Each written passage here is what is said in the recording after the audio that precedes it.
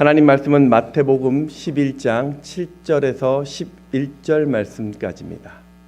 마태복음 11장 7절에서 11절 말씀입니다.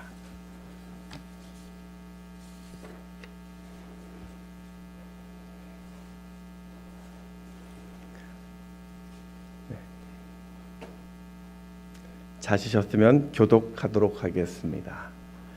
그들이 떠나매 예수께서 무리에게 요한에 대하여 말씀하시되 너희가 무엇을 보려고 광야에 나갔더냐? 바람에 흔들리는 갈대냐? 그럼 너희가 무엇을 보려고 나갔더냐? 부드러운 옷 입은 사람이냐? 부드러운 옷 입은 사람은 왕궁에 있느니라. 그러면 너희가 어찌하여 나갔더냐? 선지자를 보기 위함이었더냐? 옳다. 내가 너희에게 이르노니 선지자보다 더 나은 자니라. 기록된 바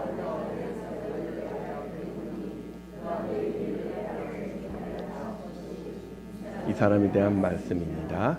함께 읽겠습니다. 내가 진실로 너희에게 말하노니 여자가 낳은 자 중에 세례 요한보다 큰 이가 일어남이 없도다. 그러나 천국에서는 극히 작은 자라도 그보다 크니라. 아멘. 네, 오신 여러분 환영하고 또 축복합니다. 우리 또 옆에 계신 분들하고 좀 이렇게 격려의 인사를 같이 좀 나누었으면 좋겠습니다. 하나님이 반드시 도우십니다. 이렇게 좀 해주시죠.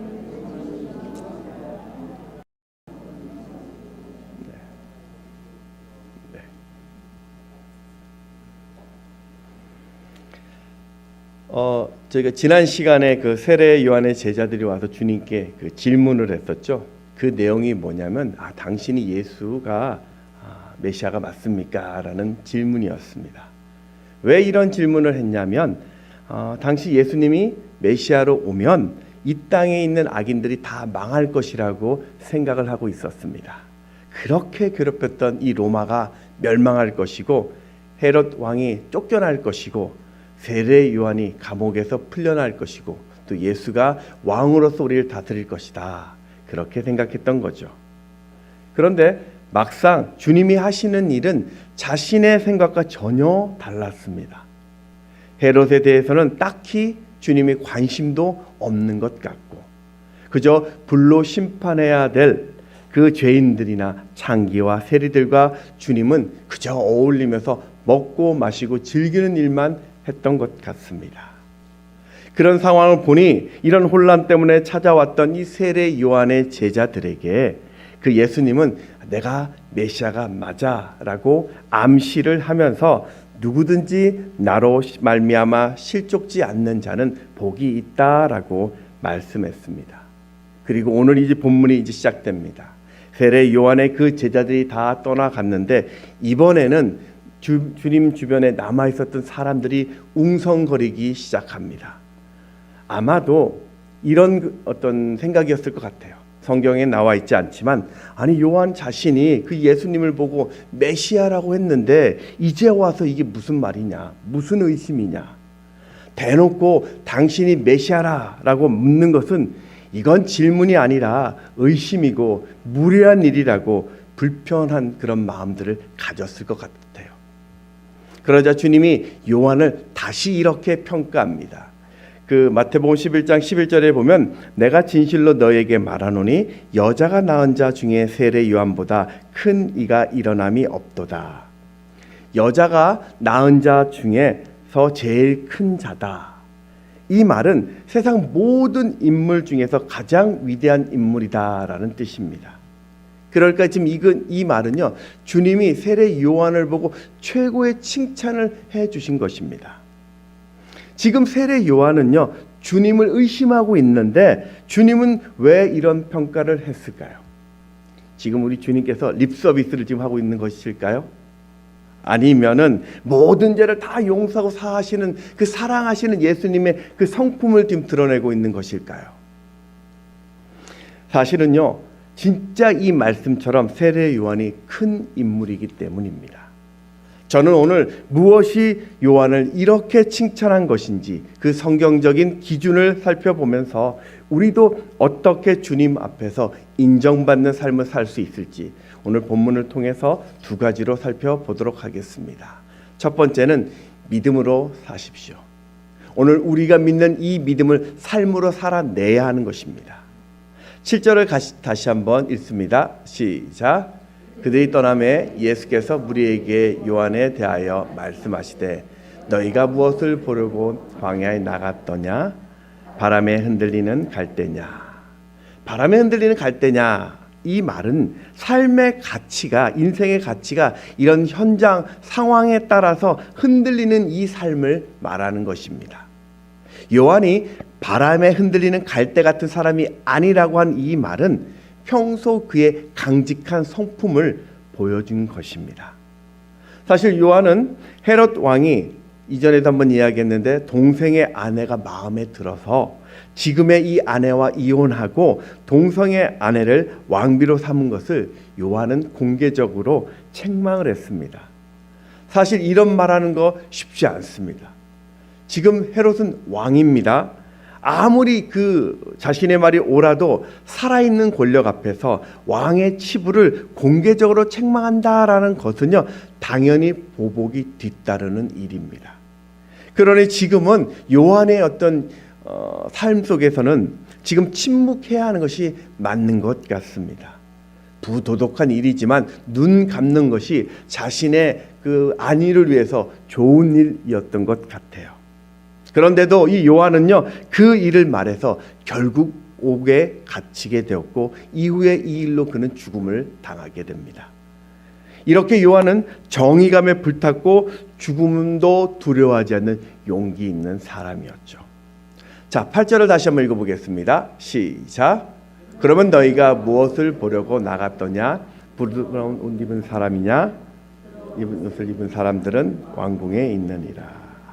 이 부드러운 옷을 입은 사람이란 말은요, 자신의 출세와 유익을 생각하는 삶을 말하는 것입니다.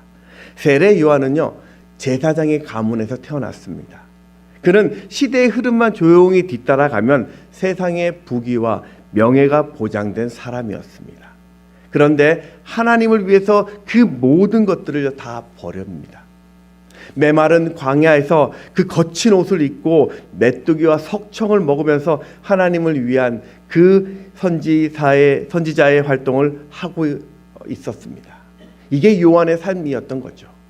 그는 세상에서 믿는 자가 어떻게 살아야 하는지를 알고 있었고 또한 그 삶을 실천한 사람이었습니다. 그는 하나님의 부르심에 대하여 목숨을 걸고 지금 충성을 하고 있습니다. 진리를 증언하는 일을 위해서는 그 어떤 것도 두려워하지 않고 있습니다. 자신에게 돌아올 그런 불이익이나 손해나 고난도 무서워하지 않는 지금 삶을 거뜬히 살아내고 있었던 것이죠.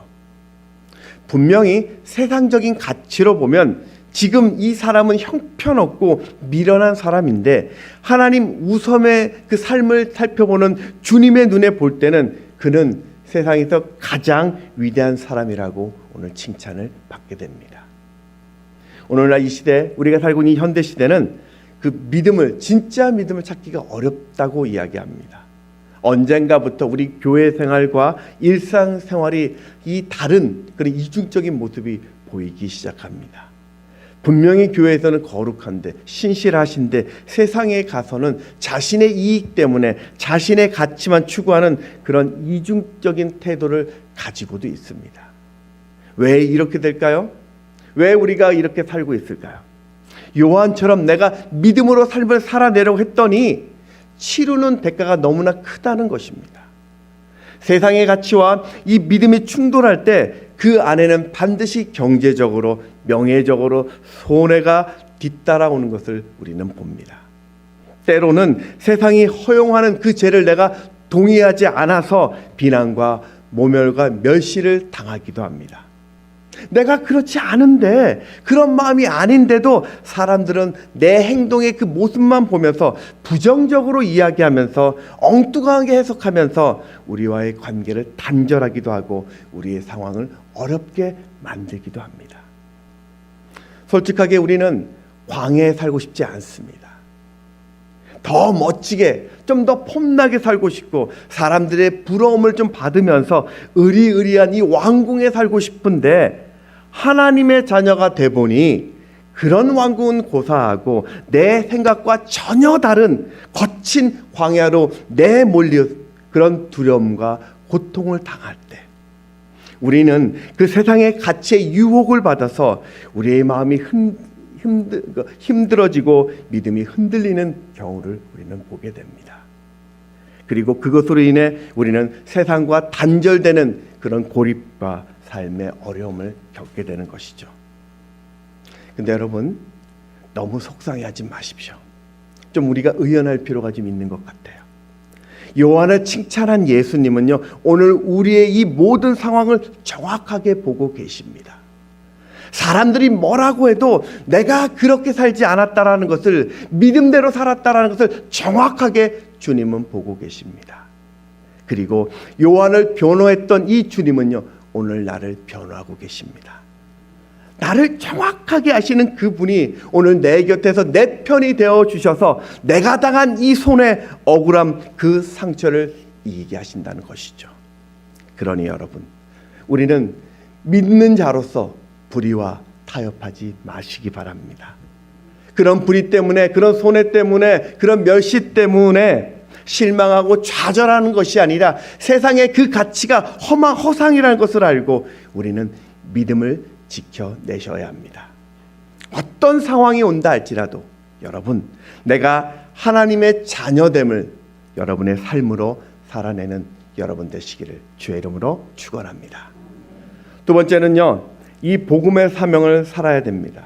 우리가 하나님으로부터 받은 그 사명대로 사는 인생이 되어야 합니다. 10절을 같이 한번 읽어보겠습니다. 시작. 기록된 바 보라, 내가 내 사자를 내 앞에 보내노니 그가 내 앞길을 준비하리라 하신 것이 이 사람에 대한 말씀이니라. 아멘. 세례 요한이 한 일은요, 딱 하나였습니다. 예수님이 오시는 길을 예비하는 자였습니다. 사람들이 요한에게 와서 당신이 메시아입니까? 라고 물었을 때 나는 메시아가 아닙니다. 나는 그저 회개의 세례를 줄 뿐 내 뒤에 오실 이를 따르는 것이 맞습니다. 라고 전한 자였습니다. 사도행전 13장 24절에 보면 그가 오시기에 앞서 요한이 먼저 회개의 세례를 이스라엘 모든 백성에게 전파하니라. 그는 또 예수님이 세례를 받으러 오실 때 하늘로부터 신비한 역사를 보고 저분이 하나님의 어린 양이라고 많은 사람들에게 메시아임을 선포했습니다. 그렇게 이 요한의 사명은 철저히 메시아가 누군지를 알려주는 역할이었습니다. 오늘 11절에 보면 예수님이 그런 세례 요한을 칭찬하면서 뒤에 이런 말씀을 주셨죠.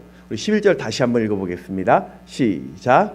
내가 진실로 너에게 말하노니 여자가 낳은 자 중에 세례 요한보다 큰 이가 일어남이 없도다. 그러나 천국에서는 극히 작은 자라도 그보다 크니라. 좀 이 말씀이 사실 조금 좀 어려운 해석이 좀 되어지는데요. 이 말씀, 천국에서는 극히 작은 자라도 그보다 세례 요한보다 크다라는 이 말씀은요, 두 가지 해석이 가능합니다. 첫 번째는요, 세례 요한이 그 모든 인물 중에서 가장 큰 자이지만 천국에서는 극히 작은 자다라는 해석이 있을 수 있습니다. 이것은 세례 요한이 천국에 못 간다라는 그런 말이 아니라 그 세례 요한보다 더 위대한 길이 있음을 보여주는 말입니다. 다시 말해서 천국 백성이 된다는 것이 이게 얼마나 영광스러운 일인지를 비유로 말씀한 것이죠. 또 한 가지 해석은요, 여기서 천국이 바로 예수님 이후에 시작된 이 교회, 바로 신약의 성도를 말합니다. 지금 요한은 예수님 메시아라는 것까지만 알고 있습니다. 하지만 그는 예수님이 십자가에 죽으시고 부활하시고 승천하신 그 사역은 지금 모릅니다. 그런데 신약의 성도인 우리는요, 그것들을 알았으니까 이 요한보다 더 크다는 해석이 가능합니다. 두 가지 다 의미 있는 해석인데 결국 세례 요한이 한 일이 뭐냐는 겁니다. 그 일은 예수를 전하고 예수를 소개한 그 사명 때문에 선지자 중에 가장 큰 자라는 그 칭찬을 받았다라는 것입니다. 여러분, 요한을 크다고 말씀하신 주님은요, 오늘 여러분을 향해서도 크다라고 말씀하고 있습니다. 왜입니까? 바로 우리에게도 그 사명을 주셨기 때문입니다. 우리는 살면서 하나님께로부터 받은 사명들이 있습니다. 이 땅에 살아가면서 해야 될 일이 있던 거죠. 정치인들은 정책을 잘 수립해서 집행해서 나라를 평안하게 만들 그 사명이 있고요. 경제인들은 국민들이 잘 살 수 있도록 나라의 경제를 든든히 세워야 할 사명이 있는 것이고요. 문화인이나 예술인들은 국민의 삶을 좀 풍요롭게 만들 사명이 있고, 학생들은 공부로, 직장인들은 직장에서 맡은 그 일을 감당해야 합니다. 그렇게 감당해야 될 수많은 일들 중에서 여러분, 가장 가치 있는 일이 있다는 겁니다. 가장 위대한 일이 있고 가장 먼저 해야 될 일이 있습니다. 그게 바로 이 땅에 오신 그 메시아를 전하는 일입니다. 세상 무엇보다 우리를 구원하신 이 예수를 소개하는 일. 왜 이것이 우리에게 중요하냐면요, 인생을 만드신 그 예수를 우리가 만나게 되면 세상의 그 어떤 변화보다도 근원적이고 내 삶에 큰 변화가 일어나기 때문입니다. 여러분, 우리가 아무리 우리의 삶이 평화롭다고 할지라도 지금 내가 윤택하고 웃음 넘치고 세상에서 성공해서 영원한 것 같이 산다고 이야기하지만 정말 영원할 수 있을까요? 그렇게 건강해 보여도, 든든해 보여도 시간이 조금만 흐르면요, 위기가 오고 평화가 깨지고요, 문화가 무너지는 것이 역사입니다. 그게 인생이라는 거예요. 하지만 예수를 만나면 달라집니다. 내가 살아가야 될 우선순위가 바뀌기 때문에 그 어떤 세상의 상황 속에서도 흔들리지 않게 됩니다. 진리가 내 인생의 주인 되시니까 세상의 그 어떤 소리에도요, 새롭게 해석할 믿음의 능력을 가지게 되는 것이죠. 그게 바로 복음의 능력이고 예수를 만난 자의 모습인 것입니다. 그래서 예수님은요, 이 천국의 성격을 설명하는데요, 이렇게 설명합니다. 12절을 같이 한번 읽습니다. 시작. 세례 요한의 때부터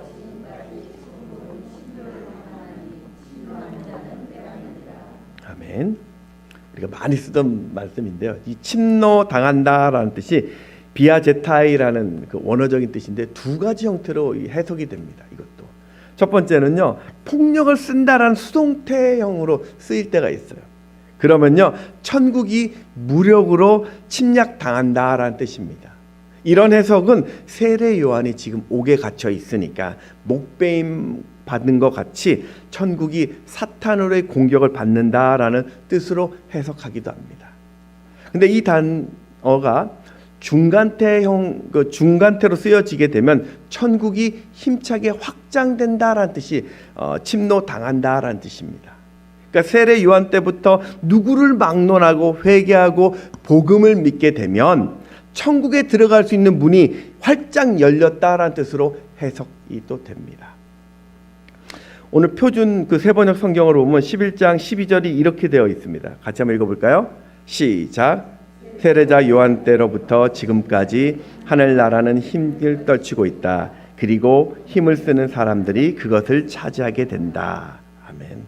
그래서 많은 학자들은 이 중간태형으로 해서 천국이 확장된다라고 해석을 하기도 합니다. 나아가서 그 다음 절에 보면 천국은 침노하는 자가 빼앗는다라는 구절에서도 침노하는 자라는 뜻이 비아스타이라는 뜻인데요, 이 단어의 의미는 자신의 목적을 위해서 힘과 능력을 사용한다라는 뜻입니다. 결국 이 12절은요, 세례 요한 때부터 천국은 모든 사람들에게 다 활짝 열려 있고 열렬히 사모하는 자에게 주신다라는 의미입니다. 그래서 여러분, 우리가 복음의 이 사명을, 이 복음 증거의 사명을 감당해야 되는 것입니다. 누구든지 회개하고 복음을 믿게 되면 다 천국 백성이 될 수 있게 되었다라는 것. 그래서 여러분, 우리는 이 사명이 인생의 가장 우선되는 사명이라 할 수 있는 것이죠. 여러분, 오늘 우리가 왜 예수를 믿고 있습니까? 무엇 때문에 여러분은 그 예수님을 따르고 계십니까? 어떤 분들은 내가 질병의 고침을 받으려고 예수를 믿습니다. 또 어떤 분들은 세상의 좀 물질적인 복을 좀 누리려고 예수를 믿습니다. 어떤 분들은 내 자녀가 좋은 학교에 좀 들어갔으면 좋겠습니다. 좋은 직장을 가려고 예수 앞에 나옵니다. 어떤 사람은 내 기도에 응답받으려고 예수를 믿습니다. 네, 그렇게 시작할 수 있습니다.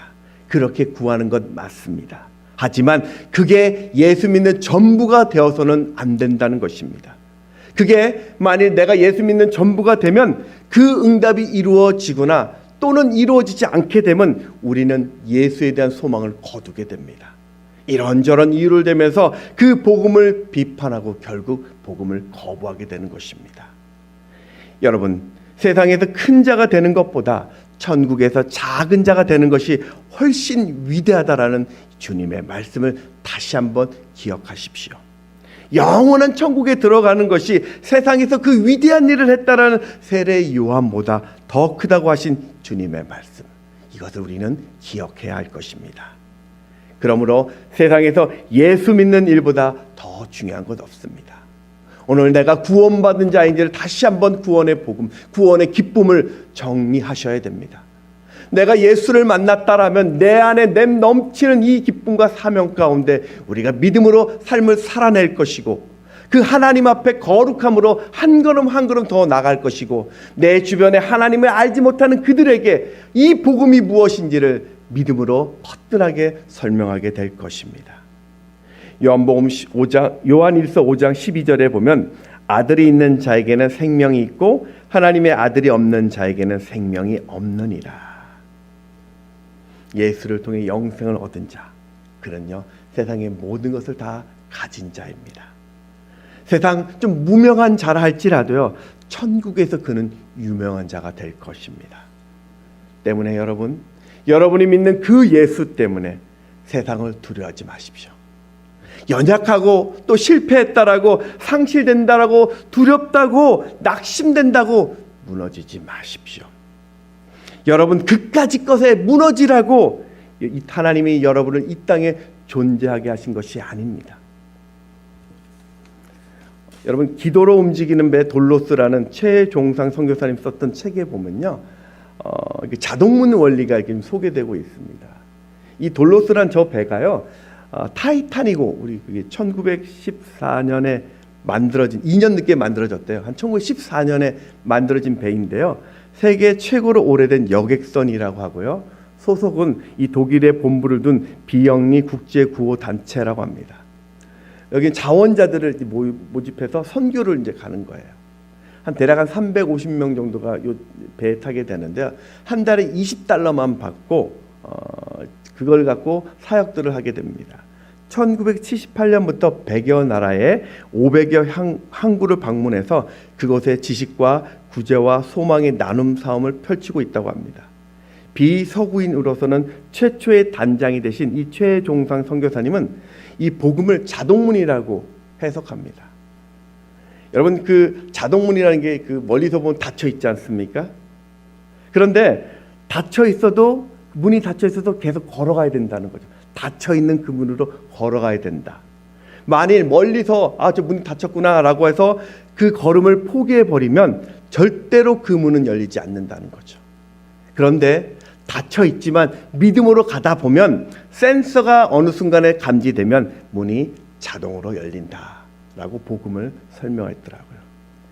여러분, 천국을 침노하는 믿음은요, 내가 그 자리에 상황을 보고 안 되겠구나 포기하고 주저앉거나 서 있는 믿음이 되어서는 안 됩니다. 닫혀 있다 할지라도 내가 믿음으로 걸어가게 될 때 하나님께서 열어주십니다. 우리는요, 그들이 하나님을 만날 수 있도록, 또 그들도 천국을 침노할 수 있도록 사랑을 전해 주셔야 합니다. 회개하고 복음에 따를 수 있도록 여러분 기도에 연합해 주십시오. 영원한 천국에 같이 함께 갈 수 있도록 여러분의 편안한 그 자리를 조금 포기하시기 바랍니다. 그럴 때 하나님은 우리가 전한 그 복음으로 내 사랑하는 가족이, 내 사랑하는 형제가 내 이웃의 믿음의 센서를 작동시켜서 놀라운 기적을 보게 할 것입니다. 말씀을 정리하겠습니다. 여러분, 우리는 이 세상에 속한 사람이 아니에요. 세상에 잠시 있다가 거할 정말 영원한 하늘나라의 천국 시민입니다. 하늘에 속한 자이기 때문에 우리는 하나님께서 우리에게 주셨던 그 위대한 가치를 우리 인생에 담아내셔야 합니다. 여러분, 우리가 강직한 믿음의 삶을 살아내십시오. 그리고 날마다 복음 증거를 힘쓰는 인생을 사시기 바랍니다. 그럴 때 여러분은 주님께서 최고로 칭찬하는 그런 복된 인생이 될 것입니다. 오늘도 문제보다 크신 하나님을 바라보며 주님을 찬양하는 여러분 되시기를 주의 이름으로 축원합니다. 찬양하겠습니다.